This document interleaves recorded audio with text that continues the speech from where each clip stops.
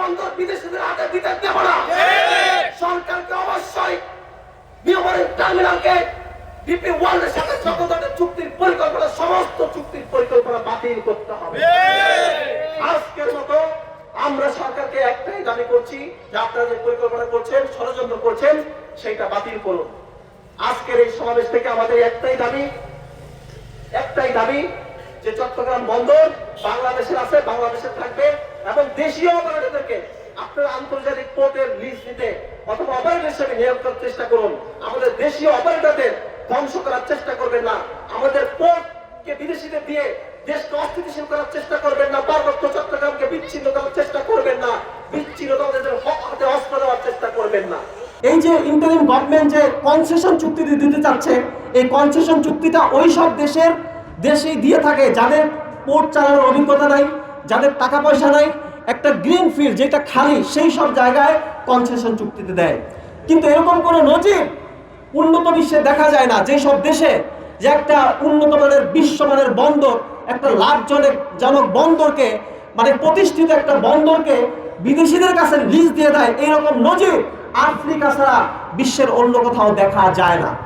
কিন্তু সরকার আমাদের যে পোর্ট ইন্ডাস্ট্রি, আমাদের যে দেশীয় অপারেটররা রয়েছে, পোর্ট অপারেটর রয়েছে, তাদেরকে বৃদ্ধাঙ্গুলি দেখে এবং এই পুরো পোর্ট ইন্ডাস্ট্রিকে ধ্বংস করার পায়তারা চক্রান্তর উদ্দেশ্যে পুরো পোর্টকে বিদেশের হাতে তুলে দিতে চাচ্ছে।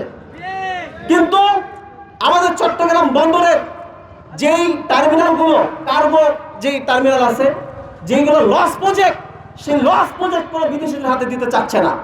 কিন্তু যেগুলো লাভজনক প্রজেক্ট, নিউমারিন টার্মিনালের মতো এই টার্মিনালগুলো বিদেশিদের হাতে অন্যায্যভাবে, অনৈতিকভাবে, অস্বচ্ছভাবে দেওয়ার অপচেষ্টা চালাচ্ছে।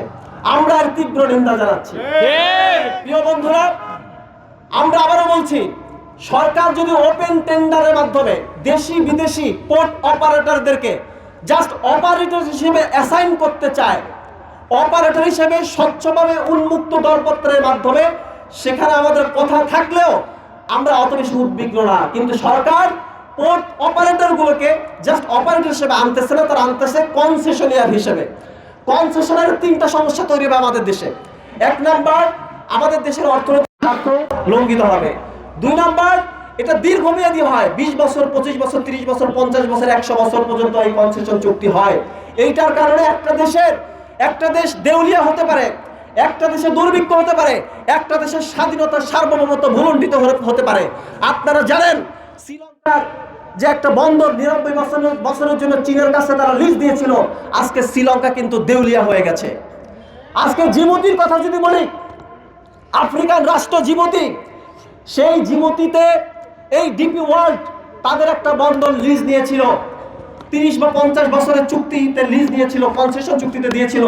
কিন্তু জিবুতি সরকার সেই চুক্তি বাতিল করেছে। কেন তারা বাতিল করেছে? দেখেছে ডিপি ওয়ার্ল্ড তাদের সার্বভৌমত্বের জন্য অত্যন্ত ঝুঁকিপূর্ণ এবং হুমকি, যেই কারণে তারা এই ডিপি ওয়ার্ল্ডের সাথে চুক্তি বাতিল করেছে। শুধু তাই না, সোমালিয়ার বোসাসো বন্দর আফ্রিকান রাষ্ট্র, এইটাও লিজ নিয়েছিল ডিপি ওয়ার্ল্ড।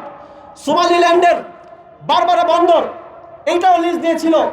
যখন সোমালিয়া সরকার দেখলো ডিপি ওয়ার্ল্ডের মতো একটা বিতর্কিত প্রতিষ্ঠান ওই সোমালিয়ার সার্বভৌমত্ব নিয়ে খেলছে, সোমালিয়ার মধ্যে অস্থিতিশীল পরিস্থিতি তৈরি করার অপচেষ্টা চালাচ্ছে, তখন কিছুদিন আগে সোমালিয়া ডিপি ওয়ার্ল্ডের সাথে তাদের সমস্ত চুক্তি বাতিল করে দেয়।